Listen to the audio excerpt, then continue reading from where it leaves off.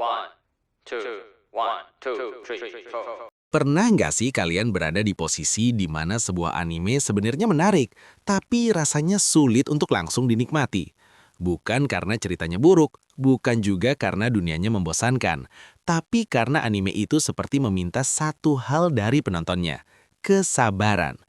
Di era di mana banyak anime berlomba-lomba mencuri perhatian sejak episode pertama, ada juga judul yang memilih berjalan pelan.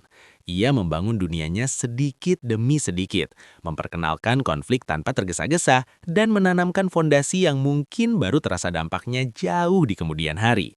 Anime seperti ini seringkali memecah penonton menjadi dua kubu, mereka yang menyerah di awal dan mereka yang bertahan lalu berkata, ternyata sepadan.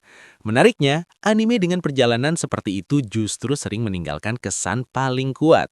Karena saat ceritanya mulai menunjukkan taringnya, semua proses panjang di awal terasa masuk akal.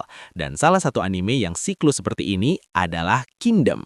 Tanpa berbasa-basi lagi, mari kita mulai perjalanan dari anime Kingdom ini, cekidot. Terdapat sebuah mimpi yang lahir di tempat paling rendah. Bukan dari istana, bukan dari keluarga bangsawan, melainkan dari dua anak yatim yang hidup sebagai budak di sebuah gubuk yang rapuh.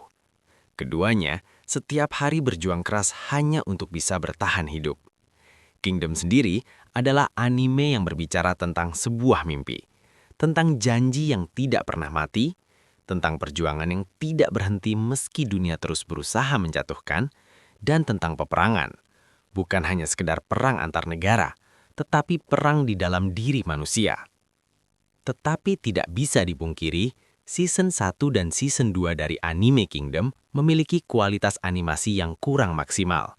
Penggunaan CGI di awal seringkali terasa kaku dan mengganggu pengalaman menonton. Namun, Kingdom adalah contoh anime yang terus belajar dan berkembang. Mulai dari Season 3, kualitas animasi mengalami peningkatan yang signifikan. Pertempuran terasa lebih hidup, lebih rapi, dan lebih emosional. Perbaikan ini terus berlanjut hingga season-season berikutnya, membuat Kingdom semakin layak dinikmati baik dari sisi cerita maupun visual. Di awal cerita, Shin, sang tokoh utama, tidak berjalan sendirian. Ia memiliki sahabat bernama Hyu. Hyu sendiri sudah dianggap Shin bukan sekedar seorang sahabat, melainkan sudah seperti kakaknya sendiri. Shin dan Hyu telah berbagi mimpi yang sama. Sebuah mimpi yang membuat keduanya harus berdiri di puncak medan perang, bukan sebagai prajurit biasa, melainkan sebagai seorang jenderal besar. Namun, dunia Kingdom tidak pernah ramah. Sebuah peristiwa besar memaksa Shin terlibat dalam konflik istana. Konflik tersebut membuatnya harus melarikan diri bersama Eisei, seorang putra mahkota yang sedang berjuang merebut kembali tahtanya. Dan disinilah salah satu momen paling menyakitkan bagi Shin terjadi, di mana Hyu yang memiliki paras sangat mirip dengan Eisei harus mati tepat di saat dirinya menggantikan posisi Eisei yang sedang diburu oleh para pembunuh bayaran. Sebuah pengorbanan yang bukan hanya mengubah arah cerita, tetapi juga mengikat Shin pada satu janjinya pada Hyu.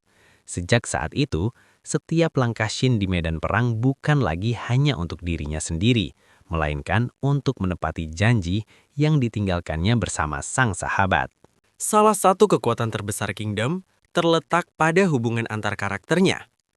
Hubungan sebagai rekan seperjuangan dibangun melalui sebuah jalur dari medan perang, melalui darah, dan melalui kepercayaan.